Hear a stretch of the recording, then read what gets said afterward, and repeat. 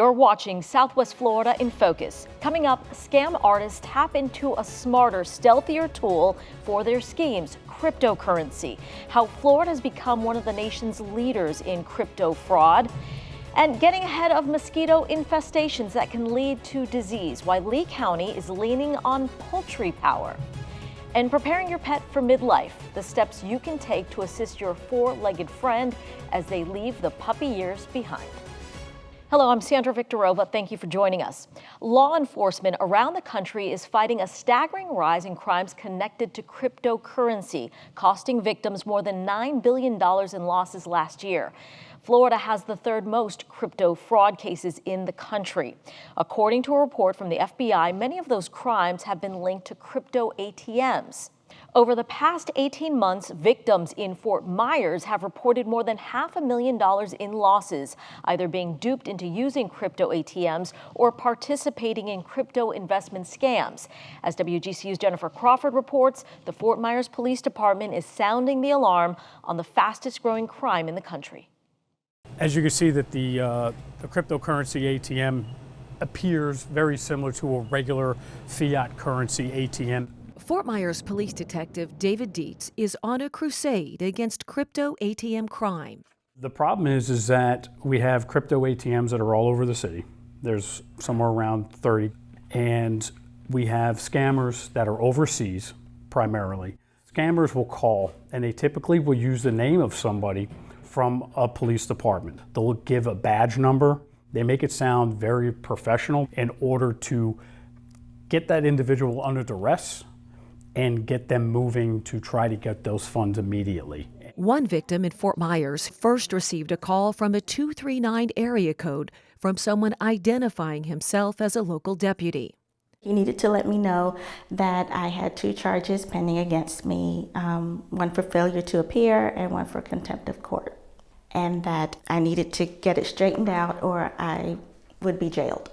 He sent me this from United States District Court with this official looking seal. It was a mobile contact order, and then the other one had to do with the gag order, which didn't allow me to talk to anyone during this mobile escort process.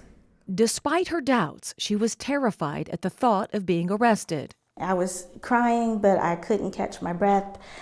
It was like I was having a panic attack. She scrambled to get $15,000 in cash from her Wells Fargo bank account to deposit in what she was told was a U.S. Department of Treasury account at an ATM. They told her to take the receipt to the Lee County Sheriff's Office the next day as proof of payment to avoid arrest. Anybody ever calls you claiming to be law enforcement, anybody is claiming to be the IRS, anybody claiming to be anybody and asking you to send them money through, whether it be through crypto, Cash App, gift cards, first thing they should do is hang up the phone, contact law enforcement. The victim did call police shortly after depositing the cash, but it was too late. See, once you put it in a crypto ATM, it's exchanged. It's done. You cannot reverse it. Dietz says her case is an example of an alarming trend of crypto ATM and crypto investment scams he's been investigating. With the city of Fort Myers, of the cases over the last year and a half, we've got approximately 18 cases, and that's over $500,000 just from those 18 cases. He spends a significant amount of time tracing the crypto, a painstaking process with little chance of recovering the stolen cash or making an arrest. I feel angry. I still feel stupid, and I'm very sad. I tell everybody, don't go to crypto ATMs. The crypto ATMs are for drug dealers and people that are getting scammed. In Fort Myers, I'm Jennifer Crawford reporting for WGCU News. Helping us to understand the scope of the growth in cryptocurrency crime and how we can protect ourselves is Special Agent Justin Crenshaw with the FBI. He leads a cyber squad out of the Tampa field office, which covers 18 counties, including Southwest Florida. Agent Crenshaw, thank you for joining us. Sandra, thank you very much for having me. So we want to start with the basics here. We want you to help us understand what is cryptocurrency and why it is just so attractive now to criminals. Cryptocurrency or virtual currency, it's digital money. It's designed to be secure and decentralized. It's not influenced by governments, banks, other institutions. It uses a blockchain, it's called, that helps as a decentralized public ledger. And basically, the end result is that when somebody pays for a transaction with crypto, the recipient can be certain that he or she is receiving the specified amount of crypto without duplicate payments, that those payments can't be pulled back. And so the benefit for criminals is because it's decentralized, it doesn't go through governments, it doesn't go through banks like traditional fiat currency. So it's easier for criminals to maintain anonymity, very easy for them to move it between exchanges, and then very difficult for us in law enforcement to recover those funds. So as a result, crypto has really become the currency of choice for cyber criminals. Help us to understand the types of folks who are being targeted, what it looks like in your Tampa field office. I know you cover 18 counties. What are really the most common ways people are getting scammed?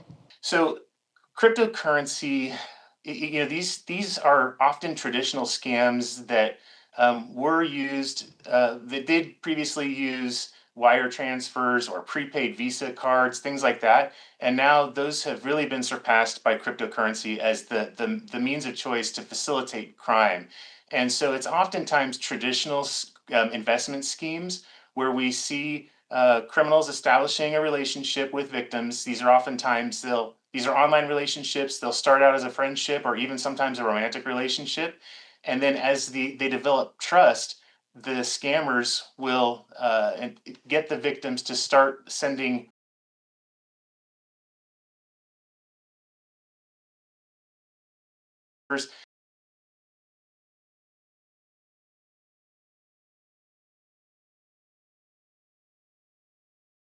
Often we see them impersonating government that is calling with an issue. They're trying to get those victims, they're trying to establish trust, they're trying to get the victims to believe that they need to act now, because oftentimes those schemes also introduce a sense of urgency, trying to get the victims to act without thinking. And then anymore, it's traditional scams, but with the new twist of using crypto for currency, we've also seen an uptick in crypto ATMs being used. So we know that some communities have banned crypto ATMs, and we know that local, state, and federal lawmakers are looking at either restricting or regulating these crypto ATMs. Do you think that is absolutely necessary at this point? It's a complicated issue. I'm sure there are some legitimate uses for crypto ATM, but from my perspective, they absolutely facilitate a large amount of fraud. And the way that works is I talked about these relationships that the scammers will establish on online platforms. And then in order to get paid, they'll send the victims to get cash from their bank and then to go to these crypto ATMs along with a QR code generally. And that QR code is linked to the scammer's account. So at the crypto ATM, they put in cash, it's immediately wired to the scammer's account, and then oftentimes impossible to recover. How large amounts of money are we talking about victims losing? Um, Hundreds, sometimes, anywhere from a few thousand to hundreds of thousands of dollars to really life savings.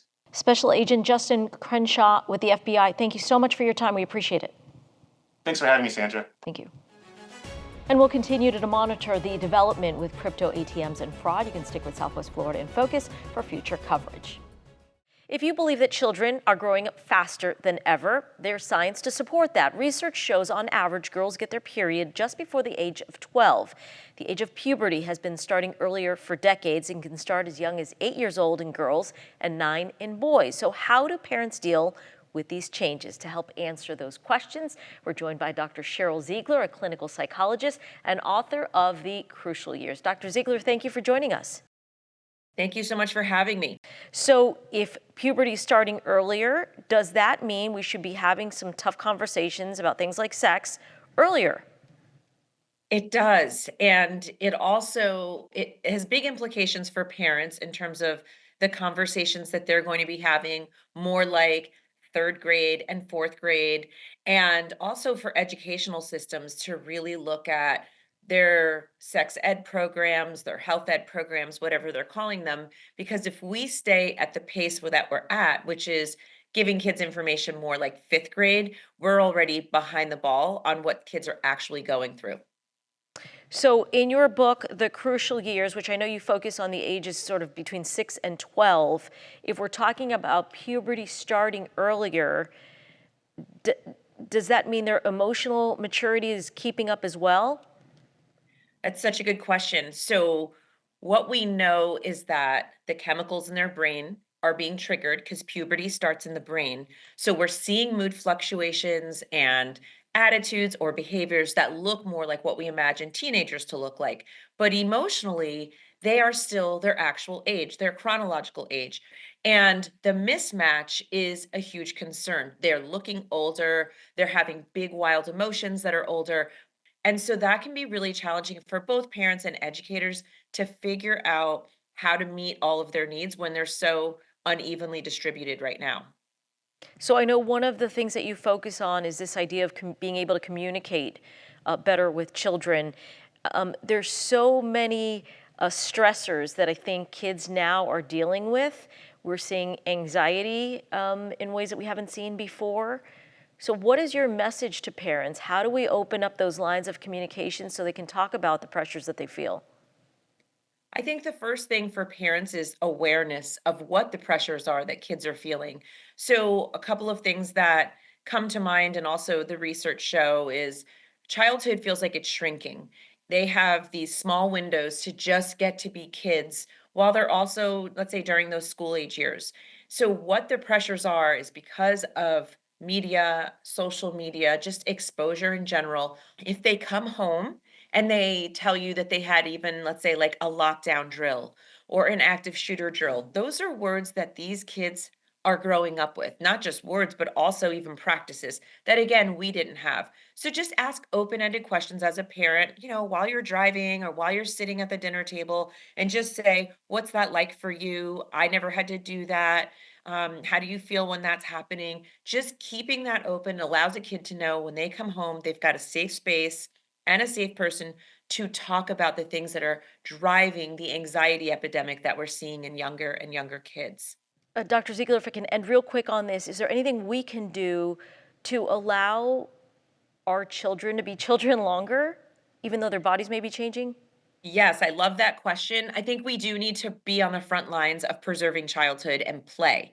So, what that means is prolonging screen time as much as possible, prolonging when you give your kid a smartphone, prolonging how much time they actually spend on those screens. And so, what do you want to do with replacing that is have them go outside, have them play games. Even if their bodies are bigger and taller and they look older, tell the world too, this is my kid. They're only 7 or 8 years old. Play with them, ask them what their interests are. Don't comment on their bodies, and don't take away the opportunity for them to just play and learn all the things they learn through getting outside and being with other kids. That's probably the biggest thing I think parents can do right now.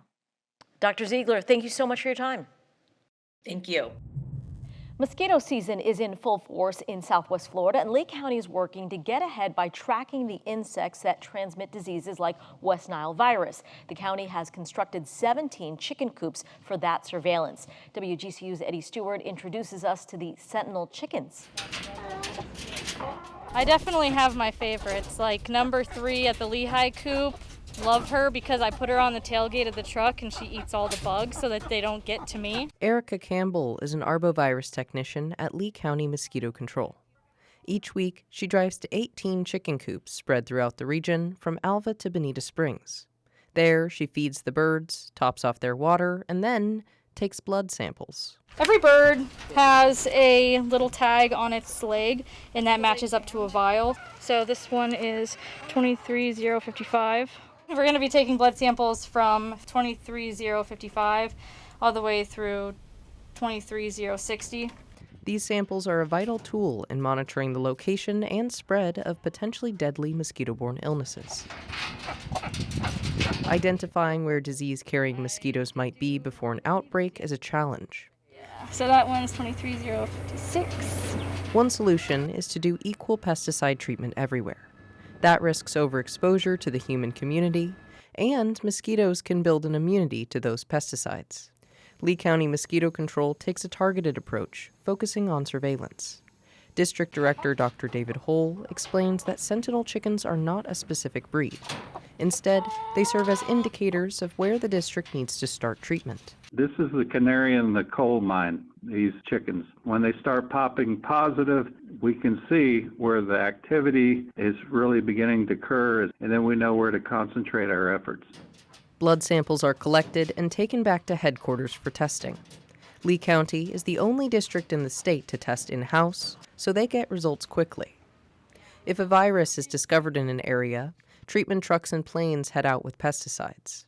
This is repeated until the chickens stop testing positive, indicating that the virus in that area is eliminated. There's no need to worry about the health of the chickens. They are what's called a dead-end host, meaning their bodies fight off mosquito-borne illness and don't pass it on to other animals. And then we pull 2 mils. Though some residents take issue with using chickens, Communications Director Jen McBride says it's important to think about the bigger picture of disease control. The thing that people forget is that we don't really have to think on a day-to-day basis about mosquito-borne viruses. We're blessed enough to have this layer of protection. That first layer is, of course, the sentinel chickens, because they might get it before we do. So they're kind of like the sentinel piece. They're really looking out for us. Each sentinel chicken spends about a year in the coops. They are then rehomed to families and farms to live out the rest of their lives. Campbell thinks the sentinel chicken program is worth it, even for the chickens. Fold them up in a towel, burrito them. They serve a really good purpose. Obviously, nobody wants to take blood samples from chickens, but since I'm in the position, I can guarantee that they're being treated well. For WGCU News, I'm Eddie Stewart. 23 million American households got a pet during the pandemic. That according to the American Society for the Prevention of Cruelty to Animals. Now, 5 years later, many of those animals are entering midlife, and that means pet parents can notice behavioral, cognitive, and physical changes in their animals. For more on what are and aren't normal signs of aging in pets, we are joined by Dr. Kelly Fishman, veterinarian and founder of Strut Animal Mobility Specialists. Thank you so much for joining us, Doctor. We appreciate it. Thank you. Happy to be here. So we were just talking and you said that dogs can go through a midlife crisis. What did you mean by that? Yeah, I jokingly said they're not going to use your credit card to buy a Corvette, but it's something that's very important because so much of our veterinary care is front loaded at puppy care. So when you get a puppy, there's lots of visits with the veterinarian. And then about midlife, we don't maybe see the vet for problems or once a year for routine vaccination, but there isn't, any kind of understanding that as your dog enters middle life, there are some things that are happening internally that you can actually help make their senior years better by starting things in midlife. So knowing that there's things that we can do and that there are changes that pet parents can look for. So let's first talk about the physical changes. What are the big physical changes happening midlife? So aside from graying of the whiskers, especially it's really cute when they get the gray hair around their eyes and their nose. That just is so, lovely to see in our older dogs. They also get vision changes. It's harder for them to see, harder to smell, and then also hearing is decreased. The one that I really care about and I love to spread awareness of, because most veterinarians don't know and most pet parents don't know, is just like we lose muscle midlife, so we're losing muscle midlife, so are they. So dogs and cats midlife start to lose muscle, and then that just, kind of speeds up as they age and become seniors. So that loss of muscle is a big deal to me. The other big change is their metabolism slows. So more prone to becoming overweight. You fed things when they're a puppy, there was a lab and it was really hungry and he'd eat just about everything. And then all of a sudden he's kind of a little portly and you're like, I don't know, I've been the same cup of kibble since he was a puppy. That's what I hear. And I'm like, well, their metabolism is slow. So that happens to our pets as well. Okay. Help us understand the changes that happen from a behavioral perspective. Is it true that dogs and cats become more anxious, let's say, more fearful as they age? Yeah, so sometimes what can happen is, pain can manifest as a behavior change. Hmm. So what that means is if you have a dog that's midlife and they're suffering from something like arthritis, which in dogs and cats, the number one orthopedic issue is arthritis. So most dogs that are midlife and senior are suffering from it. And sometimes there'll be subtle behavior changes that you'll notice before a limp. So for example, being less playful, slowing down on walks, and then other kind of behavioral things, like the other big thing I think of in our midlife pets is actually, and especially seniors, is like the start of what could be like a doggy dementia. Hmm. And that's just like manifested as nighttime restlessness, weird sleep wake patterns, pacing at night, being Hmm. anxious, those types of things. So sometimes like there are things like that are showing as our dogs are aging, which actually can be concerning, and people would want to talk to the vet about that. Since you brought up the loss of muscle mass again, should we be increasing the exercise then for our pets to help combat that? Yes, exactly. So just like with us, we realize that as people are aging, it's so important to like stay strong, keep moving. We heard it. If you lose it, if you don't use it, you'll lose it. Uh-huh. So it's the same thing with dogs. So we have to keep them active.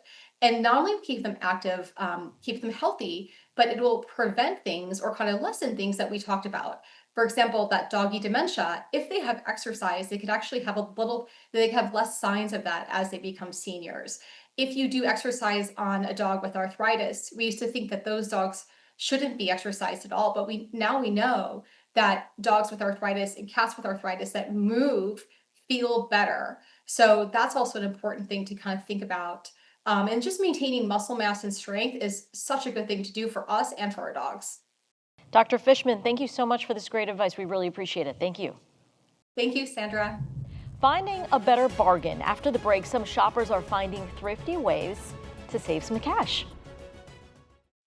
Consumers looking for ways to deal with inflation and a higher cost of living have found one way through their local thrift shops, especially for pricier items like clothing. WGCU's Kate Cronin explains how the rise in retail prices have been beneficial for thrift stores. As cost of living increases, shoppers are switching from department stores to secondhand stores. These thrift shops are great ways to find affordably priced, high-value items and support your community. Thrifting can take more time than your average stop at a department store. But shoppers like Ava Torak say it pays off when she finds quality clothing for a fraction of big store prices. I love this thrift store because I always find unique pieces here. They have good deals and it's reliable. Thrifting over department stores has always been something I've cared about because of sustainability, unique pieces, and honestly, I can just find more clothing that's for my personal style. Stores like Second Act Thrift on South Cleveland Avenue and St. John the 23rd on South Tamiami Trail typically price their merchandise between $3 and $8, with sales as low as $1. Typically, we are better priced than the big box stores or a lot of what you find online, not including some of the cheaper brands and such. But there's also, I would say there's also a bit of an interest in the vintage or the retro. We have a lot of regulars who come in once, twice, even 3 times a week and just browse our clothing because we're always putting something else out. And they say the same thing, that prices have gotten outrageous. Buying new, it's just not worth it. Store owners also say they've seen a spike in the number of young shoppers attracted by budget-friendly options and vintage styles. The company Ibis World researches various industries and recently released a study saying thrift shops are part of a nearly $14.5 billion business that's growing larger each year. We like seeing the young coming in, so maybe they're knowing the value of $1 or more. And, instead of spending $50 for a shirt, the same shirt they can get here for $5, $7. Many thrift stores have charitable missions, so you can get a good deal and support your community. Second Act donates all of its profits to Abuse Counseling and Treatment Incorporated. And St. John the 23rd uses its proceeds for community outreach and Catholic education. For WGCU News, I'm Kate Cronin. Understanding Alligator Alcatraz. Next week, a special program looking into the environmental concerns of the Everglades Detention Center, as well as the legal issues and controversies surrounding that facility.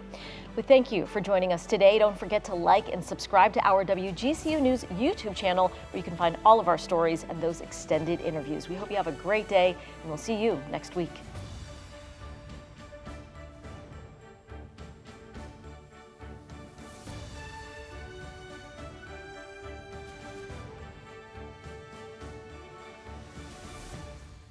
Thanks for watching. We've got more great content for you, from news to the arts to the environment. So be sure to like and subscribe to WGCU's YouTube channel and follow us on our social media platforms for the stories that matter to you.